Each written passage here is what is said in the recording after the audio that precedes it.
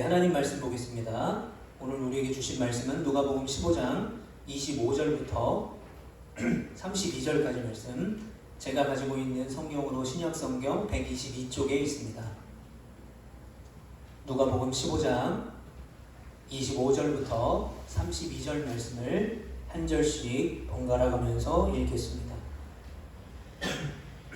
여러분이 가지고 계신 성경책을 찾아서 혹은 빛이 된 성경책을 보시면서 함께 말씀을 읽겠습니다.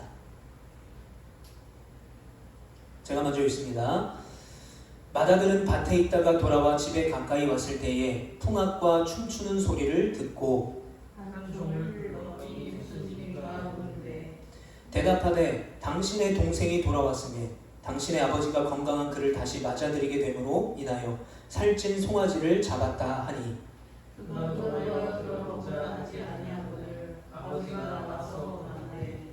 아버지께 대답하여 이르되 내가 여러 해 아버지를 섬겨 명을 어김이 없거늘 내게는 염소 새끼라도 주어 나와 내 벗으로 즐기게 하신 일이 없더니 아버지의 사랑을 자녀들과 함께 삼켜버린 이아들이 돌아오게 이를 위하여 살찐 송아지를 잡으셨나이다. 아버지가 이르되 예 너는 항상 나와 함께 있으니 내 것이 다 내 것이로되 이 내 동생은 죽었다가 살아났으며 내가 잃었다가 얻었기로 우리가 즐거워하고 기뻐하는 것이 마땅하라 하니라. 아멘. 할렐루야. 네, 이 시간에는 잃어버린 두 아들 두 번째 시간으로 집안의 탕자 첫째 아들에 관해서 함께 말씀을 나누도록 하겠습니다. 우리가 지난주에는 이 렘브란트의 그림 돌아온 탕자, 이 렘브란트가 1969년에 사망했기 때문에 그의 마지막 작품인 돌아온 탕자를 통해서 집 밖의 탕자, 잃어버린 둘째 아들의 이야기를 우리가 살펴보았습니다. 아버지의 집을 멀리 떠나서 재산을 땡겨받아서 그 모든 재산을 다 잃고서야 아버지의 품으로 그가 돌아왔을 때 아버지는 그를 아무런 조건 없이 받아주셨습니다. 그리고 그 아들을 다시 아들의 신분을 회복시켜 주셨어요. 자, 그런데 예수님의 비유의 이야기는요, 작은 아들, 둘째 아들의 이야기에서 그치지 않습니다. 예수님께서 하고자 하시는 이 비유의 진짜 초점은 어디 있냐면 집안에는 있지만 마음은 집 밖에 있는 큰 아들. 저기 보시면 오른쪽에 빨간 망토 같은 것을 걸치고 지팡이를 꽉 잡고 있는 사람, 저 큰 아들의 이 비유의 초점이 맞춰 있습니다. 여러분, 이 큰 아들은요 언제나 집에 있었습니다. 아버지를 떠난 적도 없고요, 열심히 아버지를 도왔습니다. 그러니까 남들이 봤을 때는 이 아들은 효자예요. 충성된 아들이었습니다. 그런데 이 큰 아들이 집 나갔다가 돌아온 동생의 소식을 듣고 분노하기 시작합니다. 우리 오늘 본문 28절 말씀을 같이 읽어보겠습니다. 시작. 그가 노하여 들어가고자 하지 아니하거늘 아버지가 나와서 권한대. 자, 이날도 열심히 밭일을 하고 큰아들이 돌아왔습니다. 그런데 집 근처에 왔는데 잔치 소리, 풍악 소리, 악기 소리가 막 들리는 거예요. 그래서 종에게 물어봅니다. 이게 무슨 일이야 했더니 집 나간 작은 아들, 둘째 아들, 동생이 돌아와서 아버지가 살찐 송아지를 잡고 말사람을 초청해서 잔치를 벌이고 있습니다 라는 이야기를 듣게 됩니다. 그랬더니 그 아들이 문 밖에 서서 집으로 들어가지 않고 아버지의 그 행동에 분노를 표출합니다. 이 잔치를 베푼 아버지가 보다 못해서 밖으로 나아가서 들어오지 않는 큰 아들을 달래봅니다. 여러분, 지금도 장유유서 같은 문화가 있지만 이 당시의 문화에는요, 이 아버지가 아들에게 먼저 나아가는 일이 극히 드물었어요. 그러니까 그 당시에 아버지와는 이 아버지가 뭔가 달랐죠. 그리고 그 당시의 문화를 보면 이 잔치를 주최한 사람이 자리를 비운다라는 것은 예의에 어긋나는 일이었습니다. 그런데 그럼에도 불구하고 이 아버지는 큰아들에게 가서 큰아들을 권유합니다. 타일릅니다. 달랩니다. 그러나 큰아들은 여전히 집 안으로 들어가기를 거부하고 있어요. 자, 그렇다면 왜 이 큰아들이 이렇게 화가 났을까? 그 분노의 이유가 무엇일까요? 29절 말씀도 같이 읽어보겠습니다. 시작. 아버지께 대답하여 이르되 내가 여러 해 아버지를 섬겨 명을 어김이 없거늘 내게는 염소 새끼라도 주어 나와 내 벗으로 즐기게 하신 일이 없더니. 무슨 말입니까? 아버지 나한테는 염소 한 마리도 잡아준 적 없지 않습니까? 그런데 왜 동생에게는 송아지를 잡아주십니까? 라는 거예요. 자, 이 말씀만 보면 당장 염소라도 잡아서 이 큰아들에게 베풀어 준다고 한다면, 염소를 잡아서 큰아들을 위한 잔치를 열어준다면 이 큰아들은 화가 풀릴 것 같은 상황이에요. 그런데 여러분, 염소는요 그냥 상징에 불과합니다. 어떤 상징입니까? 작은 아들에게는 살찐 송아지를 잡았어요. 그 당시에 고기가 귀했기 때문에 소고기를 먹을 수 있는 기회가 극히 적었어요. 가장 귀한 고기를 잡았어요. 그런데 큰아들은 뭐라고 말해요? 염소 새끼. 송아지에 비해서는 아무것도 아닌 염소 새끼도 한 번도 나한테 잡아준 적이 없는데 저 집 나갔다가 돌아온 동생에게는 가장 귀한 송아지를 잡아주다니 라고 화를 내고 있는 것입니다. 여러분, 그런데 여기에는요 이 큰아들의 속내가 담겨져 있어요. 결국 이 큰아들의 분노의 출발점은 뭐냐면 바로 돈이었습니다. 돈. 자, 다시 돌아온 동생의 신분을 아버지가 회복시켜 주셨어요. 다시 아들 삼아 주었습니다. 그 말은 뭐냐면 돌아온 아들이 다시 상속자가 된 거예요. 자, 이미 이 동생은 3분의 1의 아버지의 재산을 땡겨받고 다 써버렸습니다. 그러면 그 당시 문화로 봤을 때 장자에게는 3분의 2, 아버지의 유산의 3분의 1을 줬어요. 그러면 이 큰아들 입장에서는 자신이 받을 3분의 2의 유산 중에 3분의 1을 또 동생에게 줘야 할 수도 있기 때문에 지금 화가 난 거예요. 그러니까 첫째 아들에게 있어서 돌아온 둘째 아들은 너무 반가운 동생이 아니었다는 거예요. 그냥 아버지의 재산을 낭비한 사람. 그래서 30절에 보면 아버지의 재산을 삼켜버렸다라고 표현하는데, 아버지의 재산을 낭비한 사람, 그리고 내가 받을 3분의 2의 유산을 뺏으러 온 사람 정도로 여겼다라는 거예요. 그러나 여러분, 어떻게 보면 자신이 정당하게 받아야 될 유산을 손해본다라는 것은 누구에게나 기분 좋은 일이 아닐 것입니다. 그래서 그런 의미로 이 큰아들은 당당하게 아버지에게 이렇게 말하고 있는 거예요. 나는 한 번도 아버지의 명령을 어겨본 적이 없습니다. 그러니까 저에게도요 정당한 권리가 있어요. 아버지가 동생을 다시 아들로 받아주시는 그 결정에 나도 의견을 말할 수 있는 자격이 있습니다 라고 말하는 거죠. 지금 큰아들은요 마땅히 자신이 받아야 될 유산과 자신이 그동안 아들로서 했던 자기의 아버지를 섬겼던 자신의 그 의를 드러내면서 내가 아버지를 이렇게 섬겼으니까 아버지도 저에게 이렇게 해주시는 것 아니겠습니까? 내가 받아야 될 유산 그대로 나는 지키고 나는 받아야만 합니다 라는 거죠. 이렇게 말하고 있는 큰아들의 말에는요 당연하게 아버지를 향한 존경과 사랑이 없어요. 왜요? 억울하기 때문에, 화가 났기 때문에. 그 말에는 뭐가 있습니까? 아버지를 향한 분노와 무례함이 가득 차 있었어요. 여러분, 그 당시의 문화에서 아랫사람이 윗사람을 부를 때 지극히 예를 갖춰야 됩니다. 그런데 오늘 우리가 읽은 29절 말씀에 보면 우리 개역개정 성경에서는 표현이 되지 않지만 헬라어 원문과 킹제임스 버전 영어 성경을 보면요 이런 단어가 나와요. 저 노란색으로 빨간 글씨에 보시면 로라는 단어가 로. 저기 무슨 영어 단어지? 배워본 적이 없는데 여러분 저 로라는 단어는 룩이라는 영어의 약자입니다. 룩. 그리고 NASB 버전의 영어 성경을 보면 룩이라고 분명하게 말하고 있어요. 자, 룩 무슨 뜻입니까? 이보세요 라는 뜻이에요. 저기요 이보세요 라는 뜻입니다. 뭐 선생님이 아이들에게 친절하게 얘들아 여기 보세요 라는 어텐션 나는 집중하자는 의미가 아니라 지금 화를 내고 있는 거예요. 여기 좀 보세요 라는 거죠. 많은 사람들이 잔치자리에 모여 있었습니다. 그런데 큰아들은 존경하는 아버지에게 마치 시비를 걸듯이 분노를 표출하면서 이보세요 라고 화를 내고 있었던 거예요. 아마도 이 큰아들의 반응을 잔치에 초청된 많은 마을 사람들이 봤을 거예요. 마을 사람들이 놀랬을 거예요. 왜냐하면 저렇게 무례한 아들을 본 적이 없기 때문이죠. 아버지도 이 큰아들의 반응이 놀랬을 것입니다. 왜냐하면 큰아들이 한 번도 이렇게 무례한 적이 없었기 때문입니다. 제가 이 부분을 보면서 아직도 생생하게 기억나는 제 어릴 때, 아주 철없을 때 부끄러웠던 한 시절이 생각났습니다.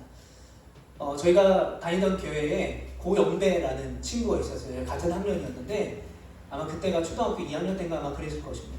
이 영배라는 친구가 좀 몸도 불편하고 좀 마음도 좀 불편한 그런 친구였어요. 그래서 제가 그 친구가 잘 놀아줬던 것 같습니다. 그러다 보니까 저희 어머니와 그 영배 어머니가 친해지셨어요.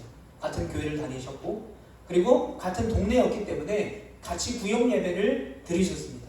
뭐 지금은 구역 예배 드리는 것이 많이 줄었지만 제가 어릴 때만 해도 구역 예배 때 애들까지 다 같이 갔어요. 한 집에.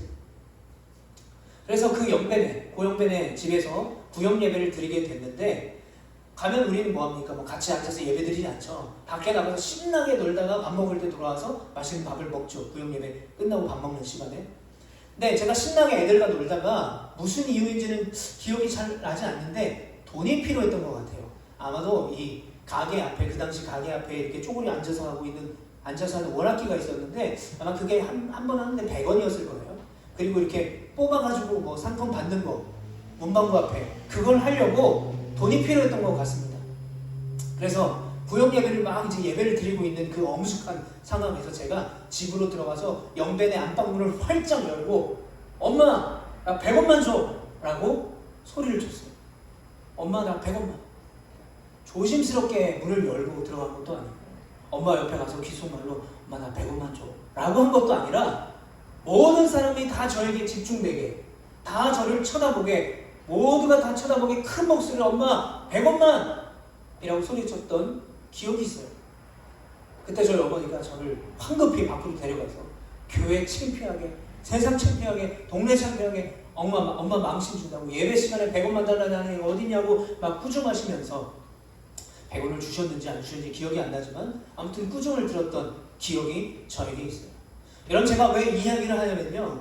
지금 큰아들이 아버지에게 룩이라고 말하는 것 저기 보세요 이거 보세요 라고 하는 것은 아버지에게는 인생 최고의 망신이었을 것입니다. 가뜩이나 유산을 먼저 가지고 가서 탕진한 둘째 아들 그 둘째 아들이 돌아왔는데 아무런 조건 없이 다시 받아준 이 아버지에게 마을 사람들이 체면도 없냐라고 그렇게 손가락질 당하기가 싫어서 그 마을 사람들을 달래기 위해서 잔치까지 열었는데 송아지까지 잡았는데 이번에는 누가 말썽이에요? 이번에는 말 잘 듣던 큰아들이 말썽을 부립니다. 여러분 만약 여러분이 이 아버지라면 어떻게 반응하셨겠습니까? 아빠한테 와가지고 이보세요 저기요 라고 한다면 어떤 마음이겠습니까? 저 같으면요 이 정도면 뭐 잔치고 뭐고 다 중요한 게 아니에요. 이제 야 큰아들도 작은아들도 다 나가 들어오지 마. 이제 니네들은 아들 자격도 없어. 집안 망신시키는 것도 한두 번이지. 다 나가. 어디 잔치에 들어와. 내 돈으로 내가 열은 잔치야 라고 하면서 큰아들이고 작은아들이고 다 쫓아냈을 거예요. 아마 그곳에 모인 다른 사람들을 보라고 더 화를 내고 훈계를 했을 것 같습니다. 그런데 여러분 지난주에도 그렇지만 오늘 본문의 아버지는 달랐습니다. 그 아버지는 큰아들을 향해 직접 나아갑니다.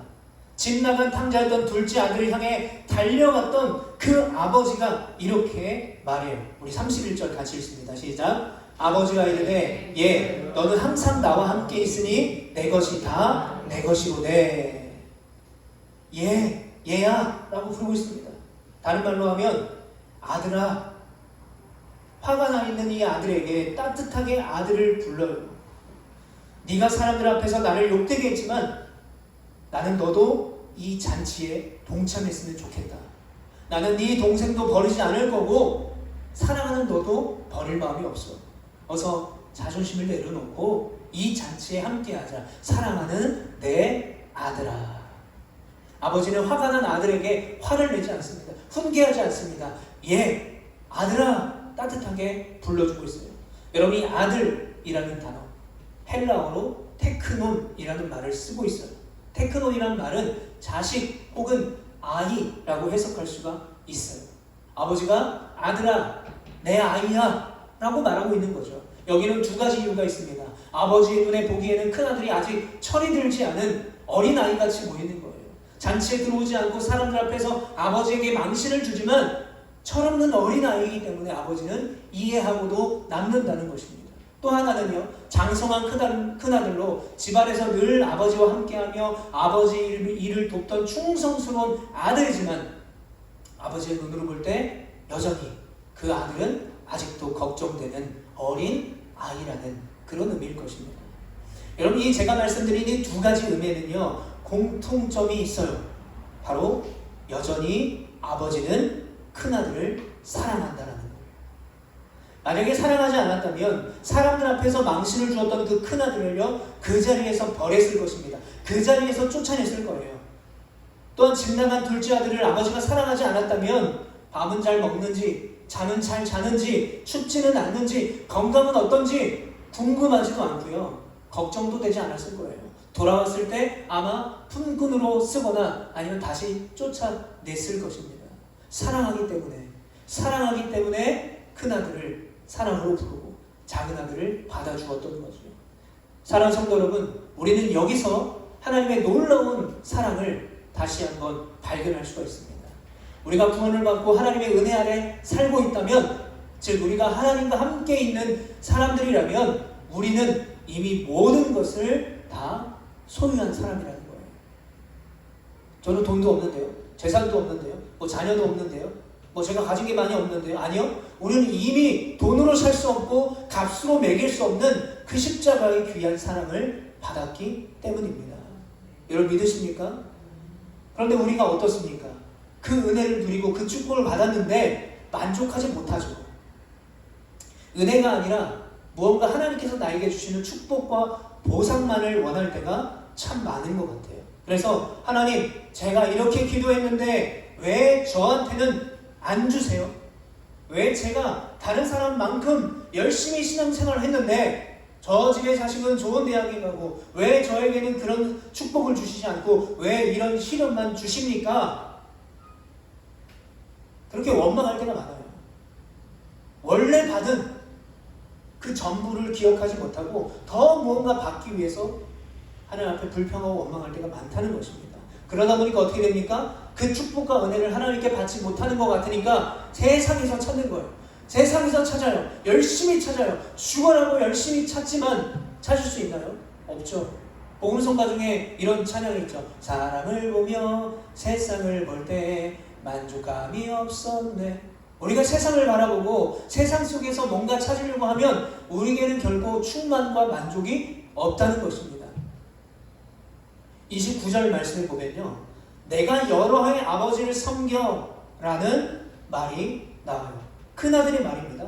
여러분, 여기서 섬겨라는 말을 헬라어로 보면 둘리오라는 말을 쓰고 있는데요, 이게 나중에 명사로 둘로스라고 바뀌면서 사도 바울이 서신서를 쓸 때 내가 그리스도의 종입니다 라고 표현할 때 그 종인 둘로스로 쓰고 있어요. 즉 섬기다라는 뜻이 뭐냐면요, 종으로 섬겼다는 거예요. 그러니까 지금 아버지에게 큰아들이 뭐라고 말하냐면, 내가 여러 해 지금까지 한 번도 아버지의 집을 떠나지 않고 종처럼 노예처럼 아버지를 섬겼는데 라는 거예요. 뭔 말이에요? 내가 그렇게 섬겼는데 라는 것은 내가 그만큼의 대우를 받고 싶다는 거예요.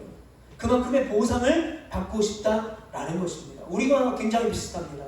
오늘 본문의 큰아들과 같이 아버지를 열심히 섬겼는데요, 큰아들에게는 기쁨이 없어요. 하나님의 자녀가 아니라 세상의 종처럼 우리가 살기 때문에 열심히는 사는데 하나님의 아들의 기쁨과 은혜를 누리지 못할 때가 너무나 많다는 것입니다. 내가 하나님의 자녀라고 고백하지만 하나님의 자녀로서 누릴 수 있는 권세와 축복을 누리지 못할 때가 너무나 많아요. 그래서 여러분, 예수님께서는 이 비유를 통해서 지금 이 말씀을 듣고 있는 우리에게 이렇게 말씀하고 계신 거예요. 우리 한번 따라해 보겠습니다. 너는 항상 나와 함께 있으니 내 것이 다 너의 것이다. 여러분, 믿으시길 축복합니다. 이미 나에게 구원의 은혜를 주셨기 때문에 세상에 더 많은 축복, 세상에 더 많은 보상을 바라는 것이 아니라 내 안에 이미 있는 그것에 감사하며 주님을 높일 수 있는 우리 모두가 되시기를 간절히 축복합니다. 여러분, 집을 나갔다 돌아온 둘째 아들은요, 죄로 멀어진 탕자였다면 집은 나가지 않았지만 집 안으로 들어오지 않은 첫째 아들은 은혜를 잃어버린 탕자였습니다. 둘째 아들은 못됐습니다. 그러나 첫째 아들은 착했어요.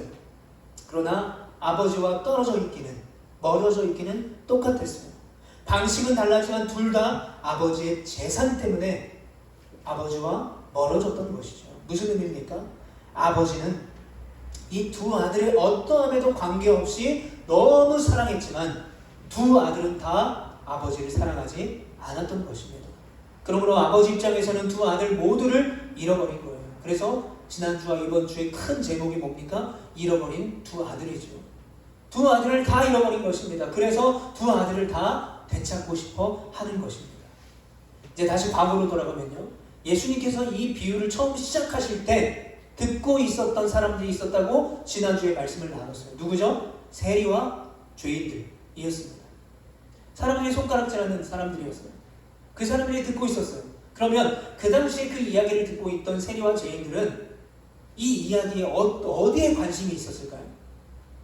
또 바리새인과 서기관들이 있었죠. 안 듣는 사람들, 안 듣는 척하면서 혹시나 듣고 있었던 이 바리새인들과 사두개인들은 예수님의 이 비유에 어디에 관심이 있었겠습니까? 바로 이 큰아들이 집에 들어오냐 안 들어오냐에 관심이 있었을 거예요. 그런데 오늘 본문의 이야기가 여기서 끝나요. 드라마로 따지면요, 엄청 재밌는 순간에 다음에 뭐가 일어날지 너무 기대되는 순간에 딱 끝나고 광고가 나오는 상황인 거예요. 그리고 뭐가 안 나와요? 예고편까지 안 나와요. 너무 기대했는데 예고편도 안 보여줘요. 오늘 본문이 그렇게 끝납니다. 결말이 정해져 있지 않아요. 큰아들이 집에 들어왔는가 들어오지 않았는가에 대한 결말이 없습니다. 그 당시 예수님의 말씀을 들어있던 이 바리새인들과 서기관들과 또 세리와 죄인들에게, 그리고 이 말씀을 듣는 우리들에게 던지는 질문이 있으시기 때문에 결말을 따로 만들지 않으셨던 거예요. 어떤 질문입니까? 너는 지금 어디 있느냐? 너는 지금 집으로 돌아올 준비가 되어 있느냐? 내 것이 다 너의 것인데 무엇을 위해 열심히 달리고 있느냐? 아버지의 집으로 어서 돌아오라. 큰아들과 같은 바리새인과 서기관들에게, 작은 아들과 같은 세리와 죄인들에게, 어쩌면 지금 이 말씀을 전하고 듣고 있는 큰아들인지 작은 아들인지 모르겠지만 그 어느 아들의 역할을 하고 있는 우리들에게 말씀하고 계신 거예요. 왜 그렇습니까? 우리는 교회 안에 있지만 마음은 하나님 밖에 있을 때가 있다는 거예요. 열심히 예배를 드리지만 은혜의 잔치에 들어가지 못할 때가 많다는 것입니다. 오늘 본문의 바리새인들과 사두개인들이 그랬고요, 세리와 죄인들이 그랬던 것이죠.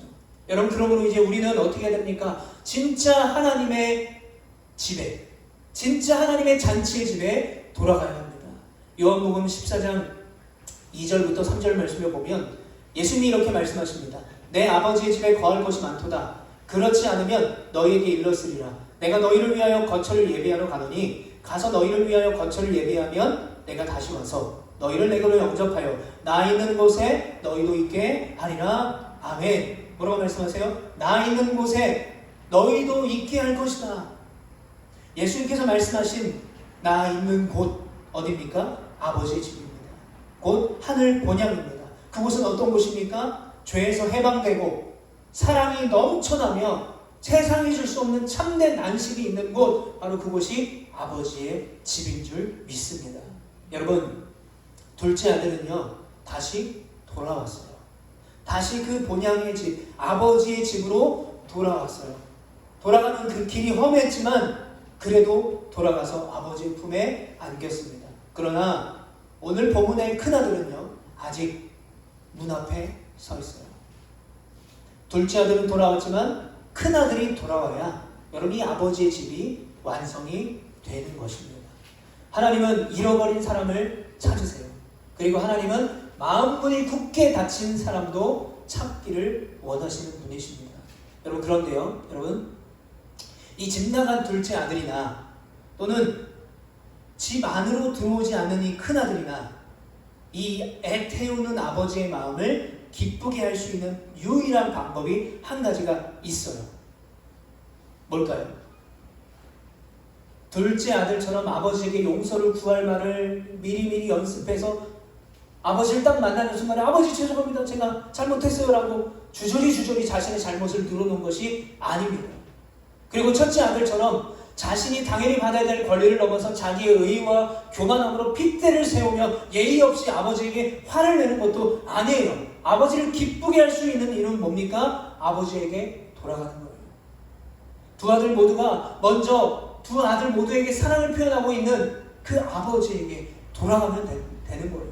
자기 방어와 변명을 내려놓고 자기 교만과 의로움을 내려놓고 아버지의 잔치에 들어가기만 하면 되는 것입니다. 여러분, 그러면 아버지는 있는 그대로 아들들을 받아주세요. 있는 그대로 그 아들을 받아주시고 변함없이 사랑해 주신다는 것입니다. 여러분, 이게 바로 복음의 은혜예요. 이게 바로 복음으로 돌아갈 때 우리가 누릴 수 있는 능력이라는 것입니다. 여러분, 복음이 무엇입니까? 복음. 복된 소식이죠. 이 복된 소식이 도대체 뭡니까? 여러분, 인류의 죄의 시작이 어떻게 시작이 됩니까? 인류의 죄의 시작은요, 틀림으로 시작이 돼요. 다른 말로 하면 오답으로 시작이 됩니다. 하나님처럼 되고 싶었어요, 인간들이. 그래서 하나님처럼 되고 싶어서 또는 하나님처럼 돼서 하나님 없이 살려고 했던 그들의 그 틀림이, 그들의 그 오답이 뭘 만들어냈습니까? 영원히 하나님과 단절되는 관계, 죄를 만들어냈어요. 그런데 복음은 어떻습니까? 모든 사람이 다 틀렸지만 복음은 모든 사람을 다 사랑합니다. 모든 사람이 다 틀렸지만 복음은, 하나님의 사랑은 모든 사람을 조건 없이 다 받아주는 거예요. 그래서 저와 여러분들이 그 구원의 은혜를 누리고 있는 것 아니겠습니까? 만약에 복음을 우리가 누릴 때 구원을 받기 위해서 재산이 얼마나 있어야 되고, 건강은 어떻게 해야 되고, 용모는 어떻게 해야 되고, 키는 몇 센치 이상이 되고, 이런 기준이 있다면 구원받을 수 있는 사람이 얼마나 있겠습니까? 그러나 복음에는 조건이 없어요. 아버지의 사랑은 조건이 없어요. 우리가 어떤 죄악 가운데 있어도, 어떤 낙심 가운데 있어도, 혹시나 우리가 하나님을 떠나 다른 세상의 가치에 사로잡혀 있을지라도 돌아가기만 하면 여전히 그 복음 안에 우리를 받아주는 하나님을 여러분 믿으시기를 축복합니다. 여러분, 그러므로 우리는 이 땅에 잠시 살고 있지만 이 세상은 우리가 다시 돌아갈 집이 아니에요. 둘째 아들처럼 세상에 빠져도, 큰 아들처럼 자신의 흐름에 갇혀도 결국 돌아갈 곳은 복음입니다. 돌아갈 곳은 결국 하나님이에요. 아버지의 집인 줄 여러분 믿으시길 축복합니다. 그래서 히브리서 11장 6절에 이는 하늘에 있는 더 나은 본향을 사모하며 장차 우리에게 임할 하나님의 나라, 그리고 우리가 이 땅에서 세워나가야 할 하나님의 나라를 사모해야 된다는 것입니다. 제 말씀을 정리하겠습니다. 여러분, 이제 그 하나님의 아버지의 집의 은혜의 잔치 안에 들어가시는 여러분 되시기를 축복합니다. 이 집은요, 하나님 아버지가 계신 곳이에요. 따뜻하게 나를 맞아주시고 안아주시고 또 예수님께서 기다리시는 곳입니다. 내 영혼이 편히 쉴 수 있는 곳입니다. 또 계시록의 말씀처럼 어린 양의 그 혼인잔치에 우리가 신부가 되어 그 영광스럽고 명예스러운 자리에 우리가 참여할 수 있게 되는 것입니다. 그런데 여러분, 잔치에는 특징이 있어요. 잔치는 혼자 하는 게 아니에요. 생일 파티 한다고 나 혼자 여기에 케이크에 초 켜놓고 있으면, 노래 부르고 있으면 얼마나 서글퍼요. 잔치는 혼자 하는 게 아닙니다. 다 같이 하는 겁니다. 여러분, 누군가를 초대해서 함께 먹는다는 것은요, 함께 우정을 맺는 거예요. 그리고 서로가 누군지를 알아가는 것입니다. 여러분, 한 사람을 알아가는 데는요, 반드시 공동체가 필요합니다. 여러분, 기독교의 특징이 있다면 제가 여러 번 말씀드리지만 불교나 다른 종교와 다르게 기독교는 혼자 신앙생활을 할 수가 없어요. 성경에 분명히 말하고 있습니다. 우리가 함께 동역하며 함께 서로 그리스도의 장성한 분량에 이르기까지 함께 자라가는 공동체라고 분명하게 말하고 있습니다. 불교는 나 혼자 돌을 터득해서 열반의 경지에 오르면 되는 거죠. 그런데 기독교는 같이 신앙생활하는 거예요. 같이 예배드리고 같이 찬양하며 서로를 위로하고 서로를 함께 세워줘. 그러니까 예수님을 알아가는 데는요, 반드시 이 공동체가 필요하다는 거예요. 그래서 우리들에게는요, 예수님을 더 잘 알아가고 예수님을 본받고 섬기고 사랑하며 그 본향의 집을 함께 사모하는 공동체가 필요한 것입니다. 지금 여러분들이 앉아있는 이 제주로아 교회가 바로 여러분들에게, 우리들에게 그런 공동체가 되기를 원합니다. 그리고 내가 바로 그 공동체의 일원으로서 신실한 하나님의 사랑과 복음 안에 살아가는 그 신실한 한 사람이 되기를 간절히 축복합니다. 여기 계신 모든 성도님들이 받고 누리는 그 하나님의 사랑 안에 아버지의 마음으로 우리가 서로를 사랑했으면 좋겠어요.